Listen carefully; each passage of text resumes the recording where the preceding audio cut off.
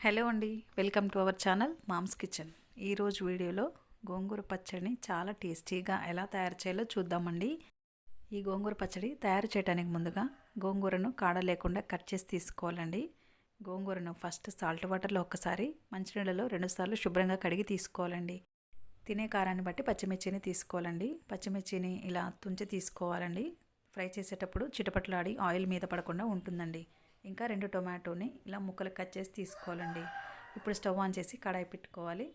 కడాయి heat అయినాక oil add చేసుకోవాలండి. Oil బాగా హీట్ అయినాక పచ్చిమిర్చిని ఫ్రై చేసుకోవాలండి. పచ్చిమిర్చి ఇలా ఫ్రై అయిపోయినాక తీసి ఒక సపరేట్ ప్లేట్లో పెట్టేయాలండి. ఇప్పుడు ఇదే ఆయిల్లో 1/2 టేబుల్ స్పూన్ జీలకర్ర వేయాలండి. జీలకర్ర చిటపట్లాడాక గోంగూరని యాడ్ చేసుకోవాలండి. గోంగూర మొత్తము యాడ్ చేశాక బాగా కలపాలండి.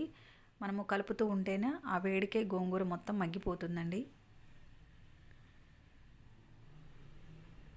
ఇలా బాగా కలిపాక దీనిలోనే టొమాటో ముక్కల్ని యాడ్ చేయాలండి. గోంగూర పుల్లగా ఉన్నా కూడా టొమాటోని యాడ్ చేస్తేనే టేస్ట్ బాగుంటుందండి. ఈ టొమాటోలు కొంచెం మగ్గిపోయే వరకు ఒక 5 నిమిషాలు మధ్యలో కలుపుతూ మూత పెట్టి ఉడికించాలండి.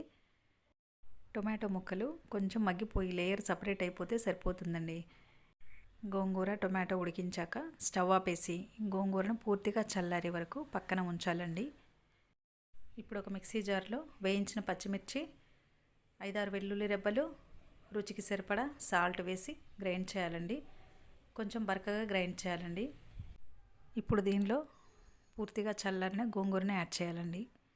ఒకవేళ మిర్చితో పాటే గోంగూర కూడా కలిపి గ్రైండ్ చేస్తే గోంగూర మరీ మెత్తగా అయిపోతుందండి. కాబట్టి మిర్చి గ్రైండ్ చేశాక గోంగూరను యాడ్ చేసి 1-2 పల్స్ ఇచ్చి ఆపేసేయాలండి. చూద్దామండి గ్రైండ్ చేశాక. చూసారు కదండి, మనము రోట్లో దంచినప్పుడు టెక్స్చర్ ఎలా ఉంటుందో అలాగే ఉంటుందండి. ఇప్పుడు ఈ చట్నీకి తాలింపు ప్రిపేర్ చేసుకోవాలండి. స్టవ్ పైన ప్యాన్ పెట్టుకొని ఆయిల్ కొంచెం ఎక్కువనే యాడ్ చేసుకోవాలండి. ఆయిల్ బాగా హీట్ అయినాక ఆవాలు, జీలకర్ర, మినపగుండ్లు, దంచిన వెల్లుల్లి రెబ్బలు, 3-4 ఎండుమిర్చి తుంచి యాడ్ చేయాలండి.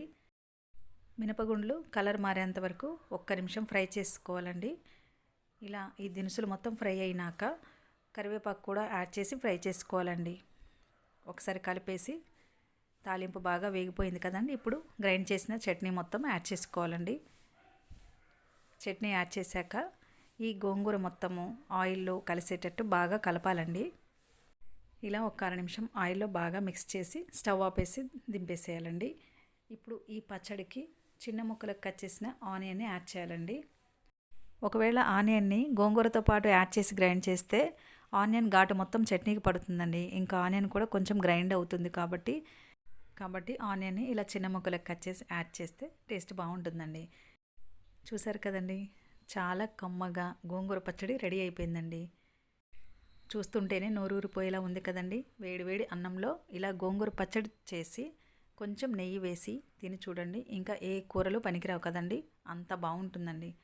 మీరు కూడా ఒకసారి గోంగూర పచ్చడిని ఇదే విధంగా ట్రై చేసి టేస్ట్ చూడండి. మీకు ఎలా అనిపించిందో మీ ఫీడ్బ్యాక్ని కామెంట్స్ రూపంలో తెలియచేయండి. ఈ వీడియో మీకు నచ్చిందండి. నచ్చినట్లయితే ప్లీజ్ లైక్ చేయండి, షేర్ చేయండి, సబ్స్క్రైబ్ చేసుకోవడం మాత్రం మర్చిపోకండి. ఈ వీడియో ఫస్ట్ టైం చూస్తున్నట్లయితే please subscribe my channel Mom's Kitchen. Thank you for watching.